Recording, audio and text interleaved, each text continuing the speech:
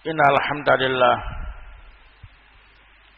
nahmaduhu wa nasta'inu wa nastaghfiruh wa na'udzu billahi min shururi anfusina wa bisayyiati a'malina may yahdihillah fala mudilla lahu wa may yudlil fala hadiya lahu. Asyhadu an la ilaha illallah wahdahu la syarikalah wa asyhadu anna Muhammadan abduhu wa rasuluh. Ya ayyuhalladzina amanu taqullaha haqqa tuqatih wa la tamutunna illa wa antum muslimun. يا أيها الناس اتقوا ربكم الذي خلقكم من نفس واحدة وخلق منها زوجها وبث منهما رجالا كثيرا ونساء واتقوا الله الذي تساءلون به والأرحام إن الله كان عليكم رقيبا.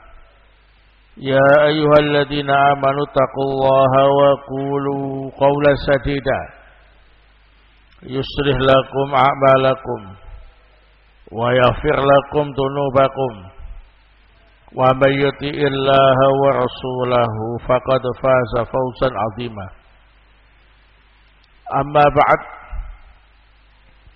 فإن أصدق الحديث كتاب الله تعالى وخير الهدي هدي محمد صلى الله عليه وعلى آله وسلم وشر الأمور محدثاتها وكل محدثة بدعة وكل بدعة ضلالة وكل ضلالة في النار. Ikhwana fillah a'azakumullah. Alhamdulillah, kita bersyukur kepada Allah Subhanahu wa ta'ala yang telah memberi kita kesempatan untuk bisa berjumpa kembali di majelis ilmu ini. Semoga Allah Subhanahu wa ta'ala menjadikan langkah kita ke tempat ini ikhlas karena Allah dan dibalas dengan balasan yang berlipat ganda. Amin ya rabbal alamin. Pada pertemuan kali ini akan kita lanjutkan kembali kajian kitab Riyadhus Shalihin min kalami Sayyidil Mursalin karya Al-Imam An-Nawawi rahimahullah. Kita pada pertemuan kali ini akan mempelajari bab yang ke-71, Babut Tawadhu wa hifdzil janah lil mu'minin. Bab tawadhu dan merendahkan diri atau ramah terhadap orang-orang yang beriman. Ikhwana fillah a'azakumullah, termasuk akhlak mulia yang diajarkan oleh Nabi kita Muhammad sallallahu alaihi wasallam adalah tawadhu dan ramah, ya, merendahkan diri itu ramah terhadap orang-orang yang beriman. Tawadhu itu sendiri memiliki beberapa makna yang saling melengkapi. Yang pertama adalah menerima kebenaran dari manapun, tidak menolak kebenaran, mau menerima kebenaran itu dari siapapun. Yang kedua, tawadhu itu juga bermakna tidak sombong, tidak angkuh, tidak membanggakan diri sendiri,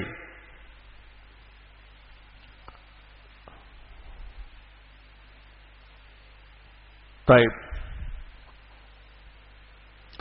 Adapun hifdzul janah itu kalau kita artikan secara bahasa maknanya itu merendahkan sayap.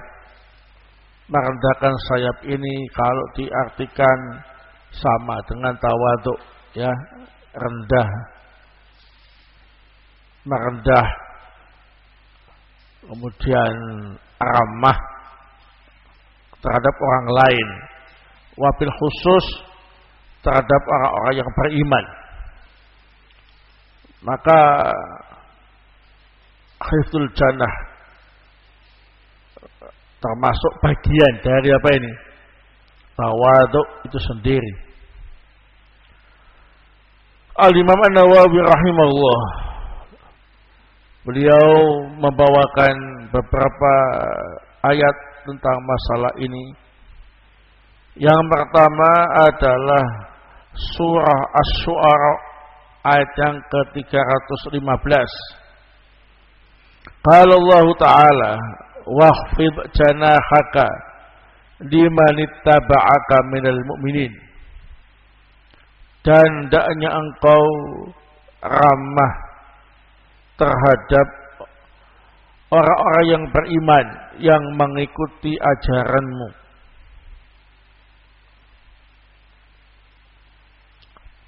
Ayat ini merupakan perintah dari Allah Subhanahu wa taala kepada Nabi Muhammad sallallahu alaihi wasallam agar bersikap ramah terhadap orang-orang yang beriman yang mengikuti ajaran beliau sallallahu alaihi wasallam. Ayat ini juga berlaku untuk umat Nabi sallallahu alaihi wasallam.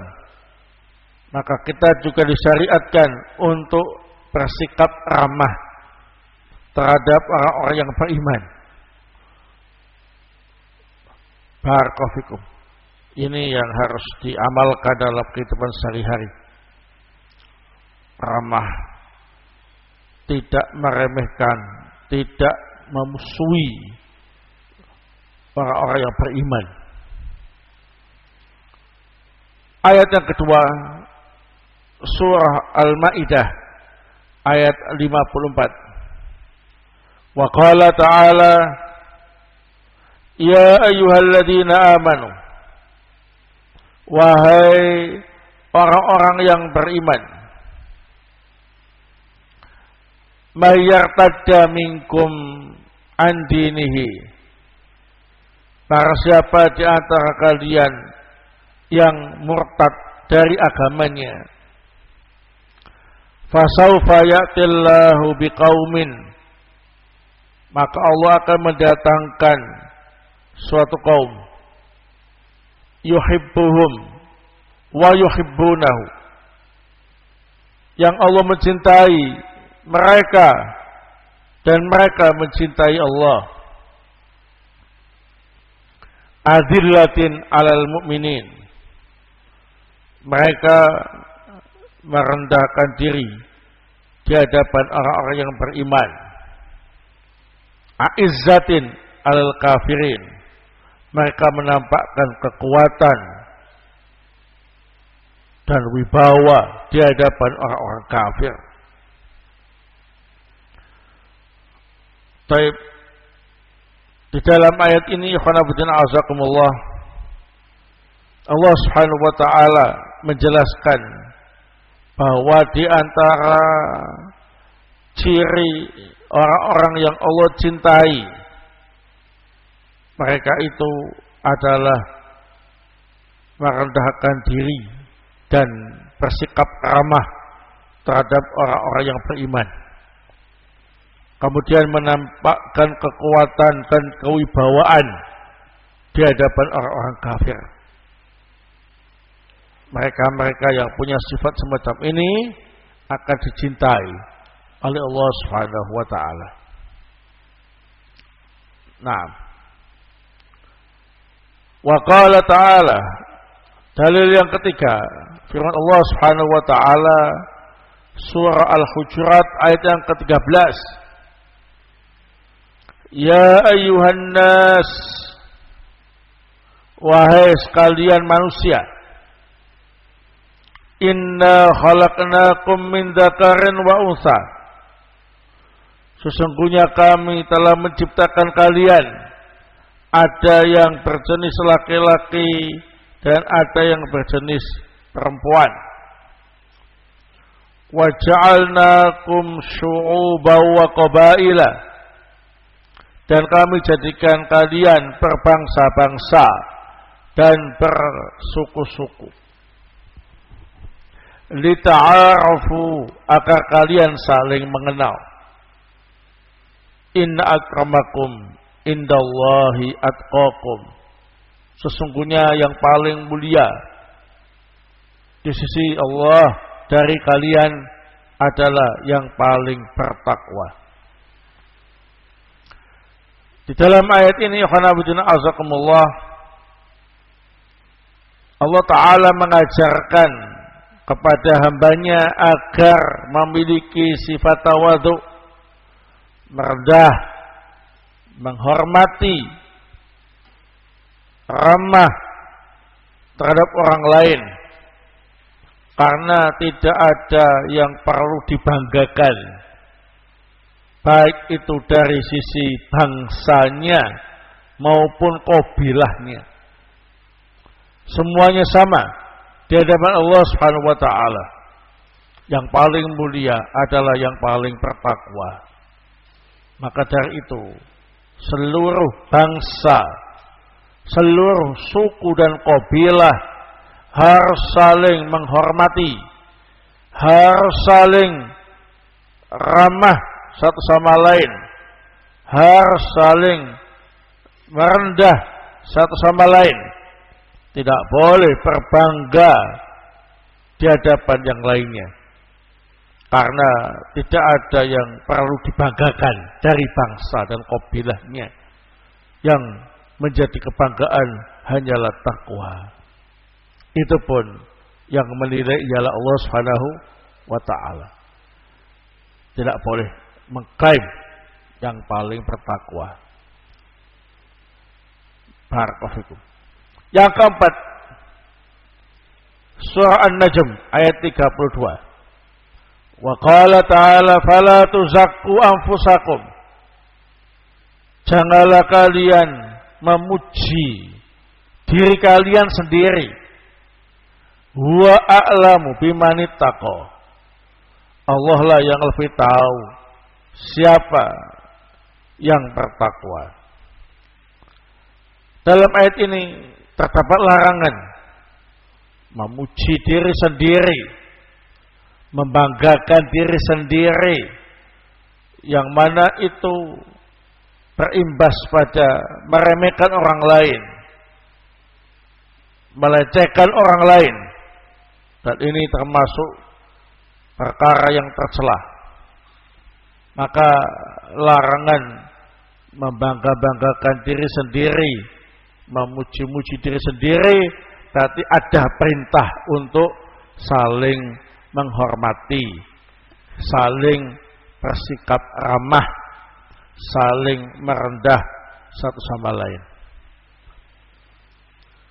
Termasuk dalam masalah ketakwaan, dilarang mengklaim yang paling bertakwa, karena yang menilai ketakwaan seseorang adalah Allah Subhanahu wa ta'ala. Maka tidak boleh kemudian membanggakan amal solihnya, amal ketaatannya di hadapan orang lain. Barakallahu fikum. Karena bisa jadi orang itu nampaknya saja amalannya banyak, tapi ternyata tidak didasari dengan keikhlasan, sehingga ditolak. Bisa jadi orang yang kita remehkan, amalannya sedikit, tapi didasari dengan keikhlasan, sehingga Allah menerima amalan itu. Oleh sebab itulah gak boleh kita merasa sok paling bertakwa, tidak boleh kita merasa paling solih sampai merendahkan, sampai melecehkan orang lain. Huwa a'lamu bimanitaqo. Allah lah yang lebih tahu siapa yang paling bertakwa. Barakallahu. Yang berikutnya adalah surah Al-A'raf ayat 48 sampai 49. Wa qala ta'ala wa nada ashabul a'rafi rijalan ya'rifunahum bisimahum. Orang-orang yang menempati Al-A'raf memanggil-manggil laki-laki yang mereka kenal dengan tanda-tandanya. Qalu ma'aghna ankum jam'ukum wa ma kuntum tastakbirun. Para penghuni Al-A'raf itu berkata, apa yang kalian kumpulkan di dunia sekarang tidak bermanfaat untuk kalian. Termasuk apa saja yang kalian sombongkan, enggak bermanfaat saat ini untuk kalian. Ahaula'il ladzina aqsantum la yanalahumullahu birahmah. Apakah kaum mukminin yang lemah yang dulu kalian bersumpah mereka tidak akan dapat rahmat? Udkhulul jannah, saat ini mereka dipersilakan masuk surga. La khaufun alaikum wala antum tahzanun. Tidak ada rasa takut atas kalian dan tidak pula kalian bersedih hati. Di dalam ayat ini ikhwanabuddina azakumullah dijelaskan bahwa nanti di akhirat itu ada Al-A'raf. Al-A'raf itu adalah sebuah pagar yang berada di antara surga dan neraka. Di sana terdapat Ashabul A'raf, mereka yang kebaikan dan kejelekannya seimbang, sama, sehingga tertahan untuk sementara waktu. Ketika mereka berada di Al-A'raf, mereka melihat tokoh-tokoh kafir semacam Abu Jahal dengan melihat tanda-tanda di muka mereka yang hitam kelam dan jelek. Maka mereka yang menghuni Al-A'raf kemudian menyindir tokoh-tokoh kafir yang mereka kenal tadi. Qalu ma'alna ankum jam'ukum wa ma kuntum tastakbirun. Wahai tokoh-tokoh kafir, saat ini harta yang kalian kumpulkan ketika di dunia, sesuatu yang kalian sombongkan di dunia, ternyata tidak bermanfaat untuk menyelamatkan kalian dari azab neraka. Malah mereka orang-orang yang beriman, yang lemah, yang kalian tindas, yang katanya kalian tidak akan dapat rahmat, justru saat ini mereka dipersilakan masuk surga. Mereka tidak takut dan tidak bersedih hati. Barakallahu. Pada akhirnya Ashabul A'raf ini diputuskan oleh Allah Ta'ala masuk dalam jannah. Ya. Nah, di sini ikhwanabuddina azakumullah, Al-Imam An-Nawawi menampilkan ayat ini dalam bab tawadhu.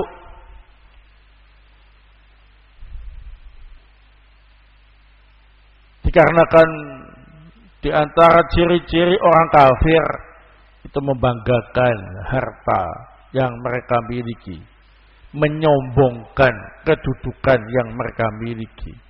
Ternyata itu semuanya tidak ada manfaat, tidak ada gunanya di akhirat. Maka dilarang bagi kita untuk membanggakan apa yang kita miliki, menyombongkan kedudukan yang kita miliki. Kita wajib untuk bertawadhu.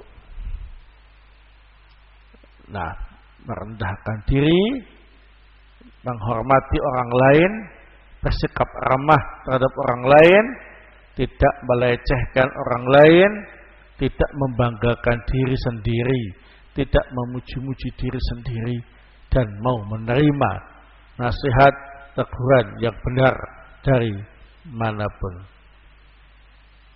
Maka dengan demikian dia akan mendapatkan rahmat dari Allah, akan dipersilakan masuk ke dalam jannah.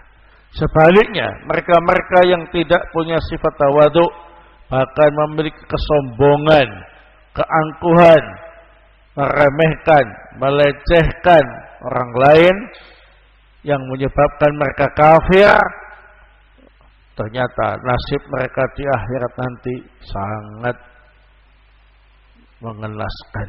Mereka diadab oleh Allah Subhanahu wa taala dalam keadaan harta yang mereka kumpulkan, jabatan dan kedudukan yang mereka sombongkan, enggak bisa digunakan untuk menghalangi mereka dari adab Allah Subhanahu wa taala. Barakallahu. Kemudian Al-Imam An-Nawawi rahimahullah, beliau menyebutkan beberapa hadis tentang masalah ini. Hadis yang ke-602. Qala al-Imam An-Nawawi rahimahullah wa an Iyad bin Himar radhiyallahu anhu qala, dari sahabat yang mulia Iyad ibnu Himar, semoga Allah meridainya, beliau berkata, qala Rasulullah sallallahu alaihi wasallam, Rasulullah sallallahu alaihi wasallam bersabda, Innallaha auha ilayya,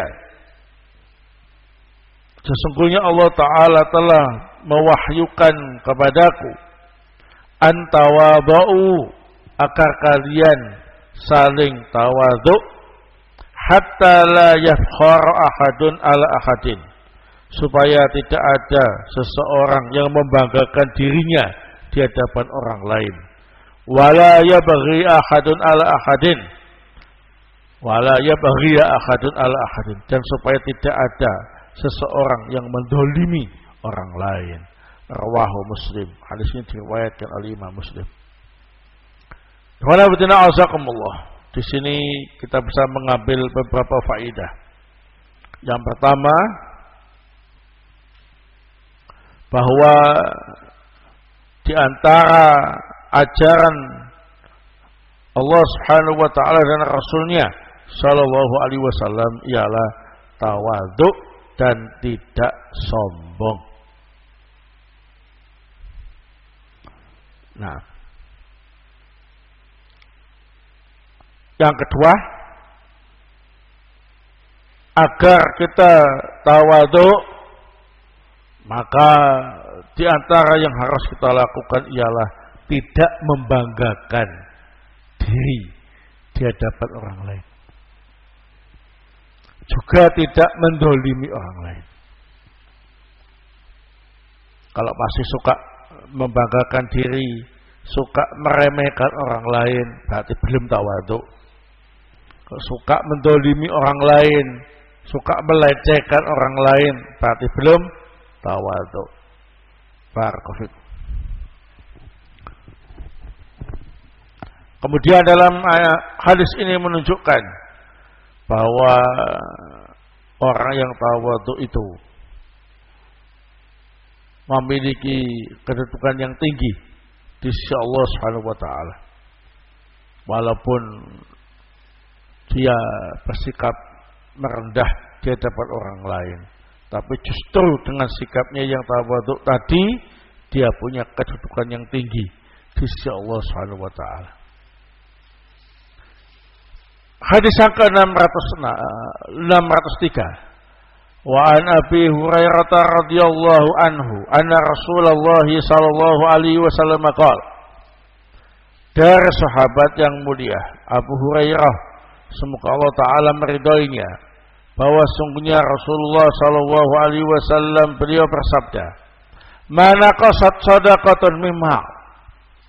Sedekah itu tidaklah berkurang, tidak akan mengurangi harta seseorang. Wa ma zadallahu abdan bi'afin illa izza. Tidaklah seorang memaafkan kecuali Allah tambahkan kemuliaan untuk hamba itu. Wa ma tawadhu'a ahadun illa rafa'ahu Allah. Dan tidaklah seseorang itu bersikap tawadhu karena Allah kecuali Allah mengangkat derajatnya. Rawahu Muslim. Hadis ini diriwayatkan oleh Imam Muslim. Dalam hadis ini ada 3 amalan yang kita dianjurkan untuk memilikinya. Yang pertama ialah rajin sedekah. Orang yang sedekah itu hartanya barokah, hartanya akan melimpah, tidak akan berkurang. Kalaupun ternyata hartanya menyusut atau berkurang, tetapi pahalanya banyak, barokahnya banyak, ya. Nah, baik, jadi jangan sampai takut sedekah karena takut habis uangnya. Selama kita masih hidup, maka rezeki kita itu masih ada. Maka dengan adanya sedekah yang kita keluarkan, maka harta kita jadi barokah. Hartanya barokah, hartanya jadi melimpah. Yang kedua adalah mudah memaafkan kesalahan orang lain yang terkait dengan pribadinya. Tidak suka menjadi pendendam, ya. Kalau ada seorang yang melakukan sesuatu yang menyakitkan hati kita, melukai diri kita secara pribadi, maka dianjurkan bagi kita untuk memaafkannya. Barang siapa yang melakukan semacam ini, maka dia akan semakin berwibawa, semakin mulia, tidak semakin rendah, ya. Nah, kenapa? Wah, itu didolimi, enggak dibalas, dimaafkan.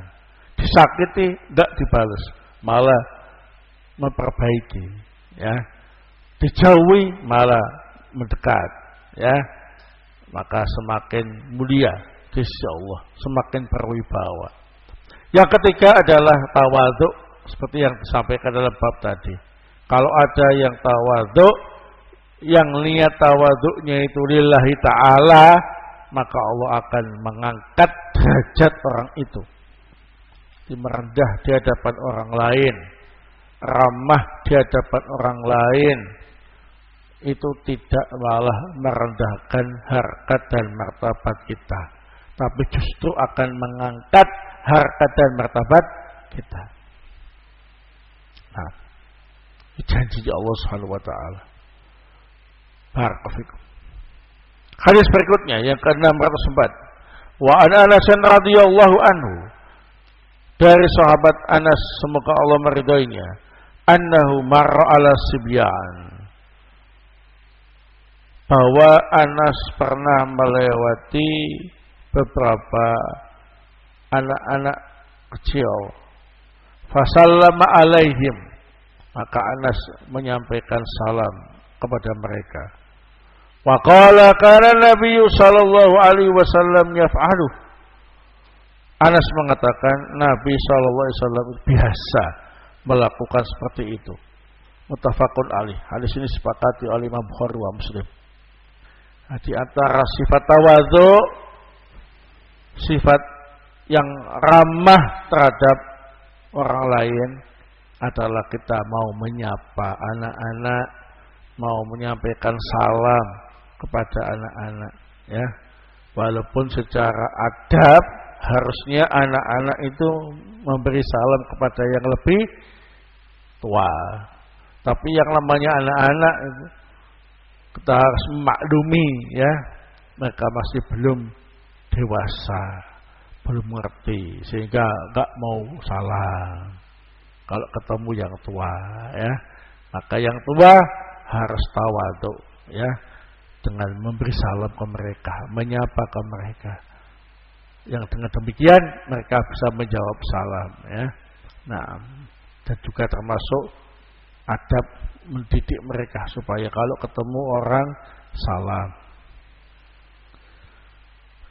Baik, itu cara supaya tawadhu demikian, ya. Mau menyapa anak-anak kecil, mau memberi salam mereka, tidak menunggu mereka yang memberi salam. Kemudian dalam hadis ini menunjukkan bahwa para sahabat terkenal, mereka benar-benar mengikuti sunnah Rasul sallallahu alaihi wasallam. Khususnya sahabat yang mulia Anas ibnu Malik radhiyallahu taala yang memang biasa membantu Rasul sallallahu alaihi wasallam dalam kebutuhan-kebutuhan sehari-hari beliau, sehingga Anas sangat mengetahui bagaimanakah keadaan Rasul sallallahu alaihi wasallam khususnya di rumah dan sekitarnya. Nah, di antara kebiasaan Nabi tadi itu ketika melewati anak-anak kecil salam, ya, nyapa begitu. Anas mencontohnya. Hadis berikutnya yang ke-605, wa anhu qol, juga dari Anas ibnu Malik radhiyallahu taala an beliau berkata, in kanatil amatu min ima'il Madinah la ta'khudhu bi yadin Nabi sallallahu alaihi wasallam fatantaliqu bi haitsu sya'at, rawahul Bukhari. Sungguh ada salah seorang budak perempuan di Madinah yang memegang tangan Nabi sallallahu alaihi wasallam, kemudian pergi dengan Nabi kemana dia suka. Rawahul Bukhari. Hadis ini diriwayatkan oleh Imam Bukhari. Amah, bentuk jamaknya ima, itu budak-budak perempuan. Kalau laki-laki itu biasa dipanggil dengan apa? Hulam, ya. Nah,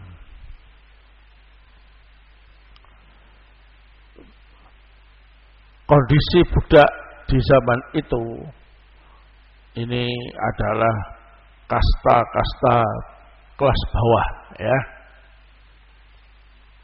Mereka adalah orang-orang yang dianggap rendah di tengah-tengah masyarakat jahiliyah, ya.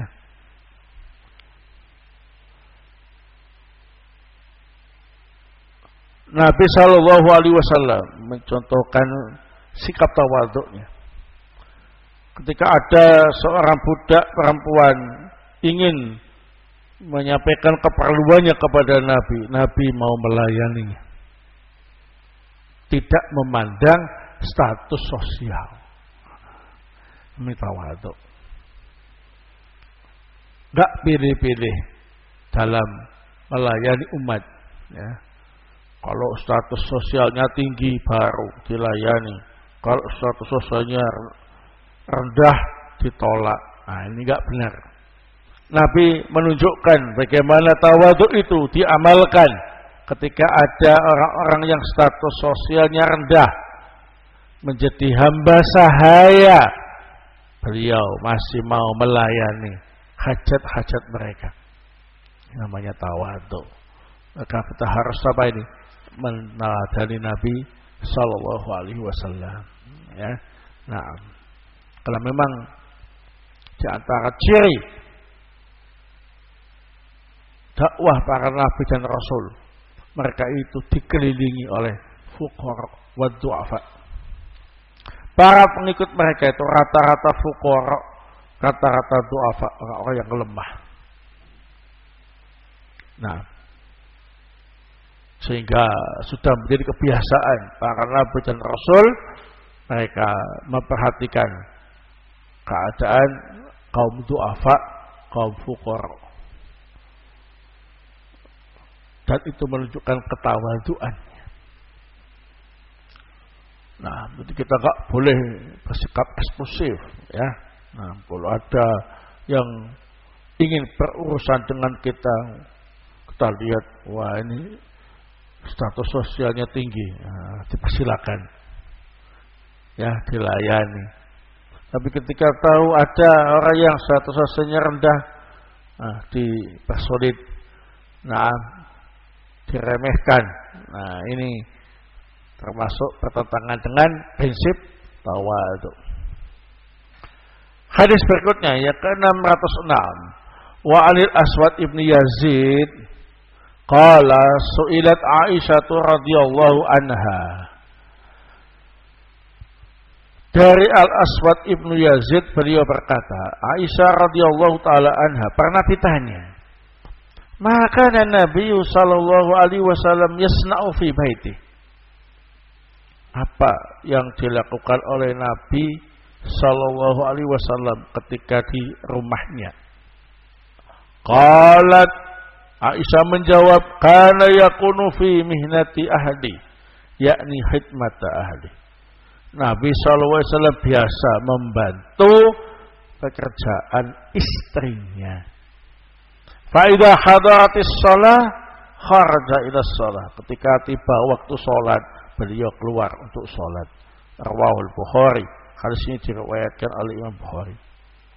Dalam hadis ini, termasuk sikap tawadhu adalah suami mau membantu pekerjaan rumah istri. Biasanya di rumah nyapu, nyuci piring, nyuci baju, jemur baju, ya, atau mungkin memasak, ya, atau yang semisalnya.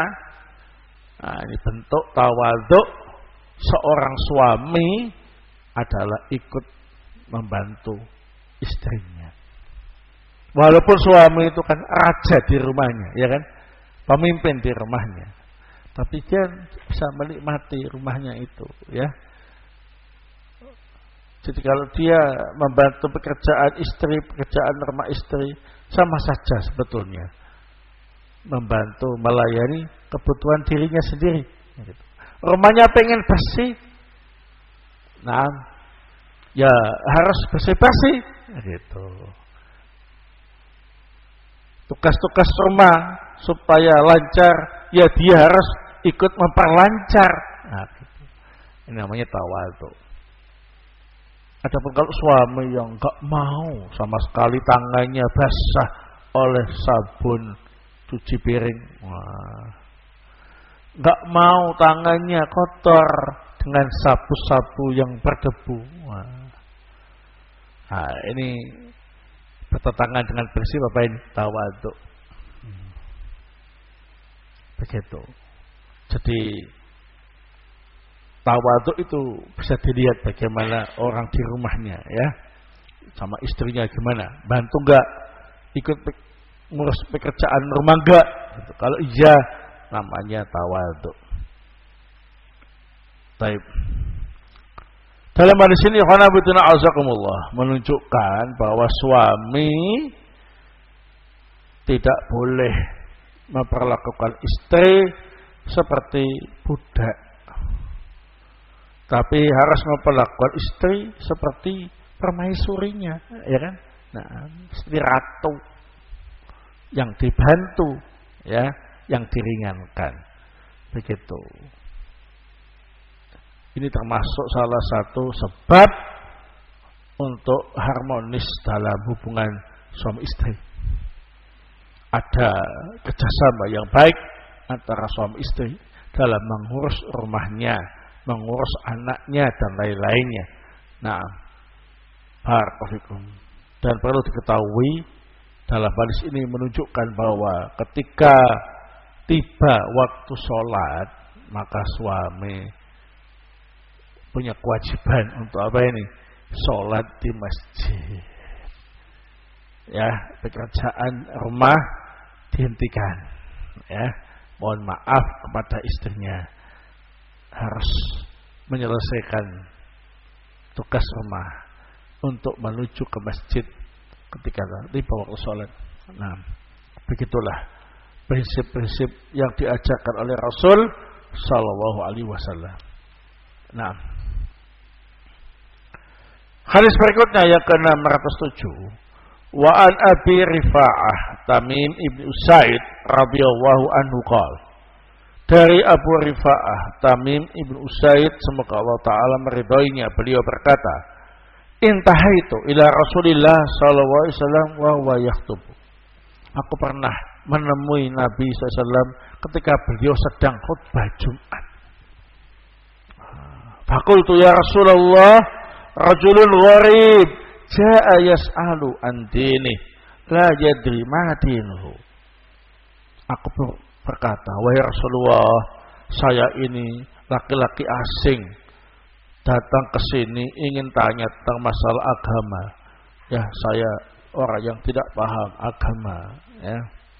Fa'aqbala alayya Rasulullah sallallahu alaihi wasallam wa taraka khutbatahu. Maka Rasul sallallahu alaihi wasallam langsung menemuiku dan sementara meninggalkan khutbah Jumatnya. Hatta taha ilayya, sampai benar-benar menemuiku. Fa'utiya bi kursiyyin faqa'ada alai. Lalu didatangkan kursi, beliau duduk di atas kursi itu. Wa ja'ala yu'allimuni mimma 'allamahullah. Beliau mulai mengajariku apa yang Allah ajarkan kepada beliau. Thumma ata khutbatahu fa'atamma akhirah. Kemudian beliau melanjutkan khutbah Jumatnya sampai akhir. Rawahu Muslim. Hadis ini diriwayatkan oleh Imam Muslim.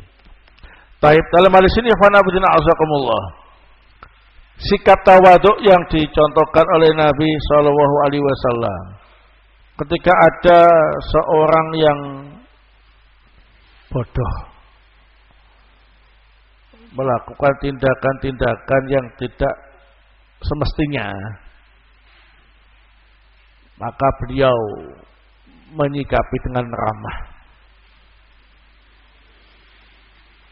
Ketika khutbah Jumat, itu kan harusnya mereka yang datang telat duduk, ya kan, membiarkan imam fokus khutbah. Nah ini enggak, datang langsung menyela khutbahnya Rasul. Saya ini orang asing, enggak paham agama, minta penjelasan tentang agama. Rasul enggak marah. Rasul tahu ini belum tahu hukum menyela khutbah Jumat, ya. Orang ini benar-benar pengen tahu masalah agama, ya dilayani sementara, ya. Setelah itu lanjut lagi khutbah. Demikian. Kita kalau sedang enak-enak ngomong sama beberapa orang, kok ada yang datang menyela, ya, jangan marah. Berarti orang ini nggak paham hukum menyela omongan, ya. Nah, kita layani. Ada apa, Pak? Ada apa, Mas? Gitu. Saya oh iya. Ya, insyaallah nanti akan saya sampaikan, ya. Nah, kalau dia menyela langsung, jangan menyela omongan, tak boleh itu. Wah, itu kan. Seandainya dia tahu itu dilarang, dia enggak akan menyela. Dia menyela berarti dia enggak tahu. Wah, orang yang enggak tahu, enggak paham, biasa melakukan tindakan-tindakan yang tidak semestinya. Maka sebagai bentuk sikap tawadhu, kita tidak kemudian marah, tapi kita memperhatikan orang itu, mengarahkannya. Barakallahu fikum. Nah, dalam hadis ini juga terdapat faidah yang sangat penting, yakni terkait dengan bolehnya khatib menghentikan khutbah Jumat untuk sementara karena ada keperluan, kemudian berlanjutkan lagi. Misalkan setelah khutbah ada paket datang, ya kan, cari paketan untuk dia. Nah, makanya mohon maaf, khutbah sementara saya tunda, ya. Nah, tangan, Pak, terima kasih. Selesai.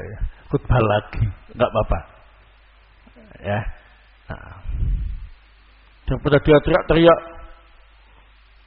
maaf, yang namanya Pak Fulan mana ya? Kan nanti bikin heboh malah, ya. Atau dia mudah-mudahan, atau dia mau nyelonong masuk ke rumah ya yang ada di sebelah masjid. Seperti itu. Ini faidah ilmiah. Baik.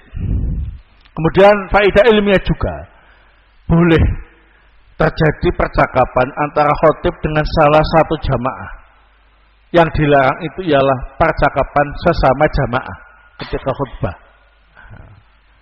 Paham ya? Kalau sama-sama jamaah gak boleh ngomong ketika khotib sedang khutbah. Tapi kalau antara khotib dengan jamaah boleh tanya. Namanya antum siapa? Nah, boleh dijawab ya. Nah, karena itu terkait dengan khotib dengan jamaah. Dalilnya ini. Dan masih banyak yang lain. Hadis berikutnya yang ke-608. Wa an Anas radhiyallahu anhu anna Rasulullah sallallahu alaihi wasallam kana idza akala ta'aman la'iqa asabi'ahu thalath. Dari Anas radhiyallahu taala bahwa sungguhnya Rasulullah sallallahu alaihi wasallam kalau makan beliau biasa menggunakan jari 3 jarinya ya. Wa qala idza saqatat luqmatu ahadikum falyumit anha al-adha wal yaqulha wa la yata'ali syaitan. Beliau berkata, kalau ada sesuatu makanan seseorang dari kalian yang jatuh, maka ambillah, singkirkan yang kotor-kotor, sisanya yang bersih hendaknya dia makan, jangan dia biarkan untuk syaitan. Wa amara an tuslatus qas'ah, beliau memerintahkan untuk menjilat nampan atau piring. Qala fa innakum la tadruna fi ayyi ta'amikumul barakah. Beliau bersabda, kalian enggak tahu barakah di makanan yang mana yang ada di tempat kalian. Rawahu Muslim. Hadis ini diriwayatkan oleh Imam Muslim. Dalam hadis ini azakumullah menunjukkan bahwa sikap tawaduk dalam masalah makanan ialah makanan-makanan yang jatuh ya itu tetap dimanfaatkan, yang kotor-kotor disingkirkan, yang masih bersih dimakan, enggak gengsian ya. Nah, wah yang gengsi yang enggak tawadhu ya, nah pentol segini jatuh langsung diinjak sekalian, padahal pentolnya besar banyak lagi ya. Nah, bisa dibersihkan sisanya ya. Nah, dimakan yang bersih. Itu tawadhu. Faedah yang lain di sini bahwa kita disyariatkan untuk menjilat nampan atau piring ya yang ada sisa-sisa makanannya. Karena kita enggak tahu barokah makanan itu yang ada di mana. Bisa jadi di sisa-sisa tadi itu. Nah,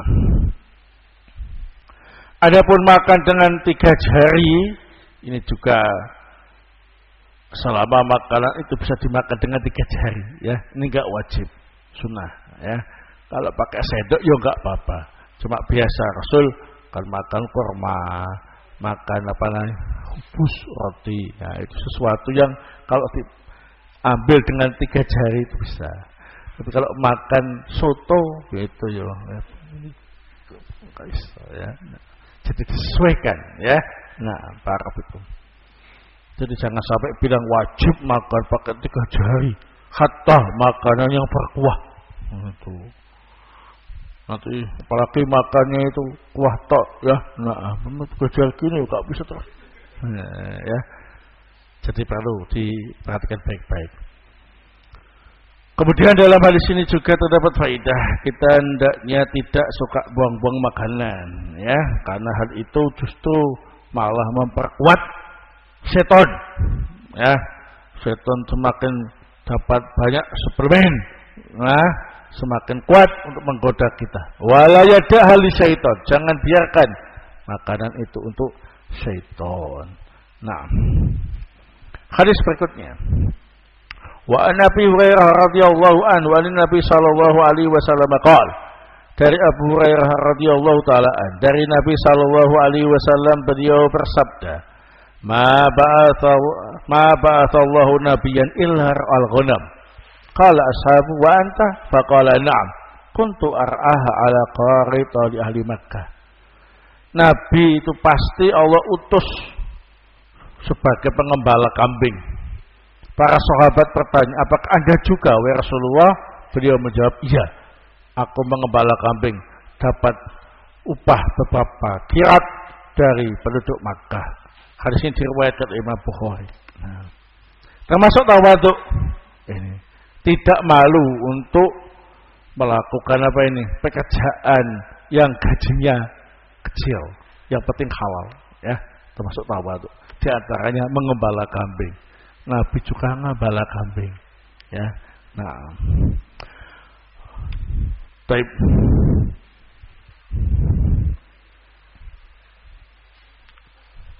Baik, barakallahu. Ini sudah hampir tiba waktu berbuka puasa, ya. Mungkin ini yang bisa saya sampaikan. Semoga Allah Ta'ala memberi kita sifat tawadhu dan bisa meneladani Nabi Sallallahu Alaihi Wasallam. Subhanakallahumma bihamdik, asyhadu an la ilaha illa anta, astaghfirullah.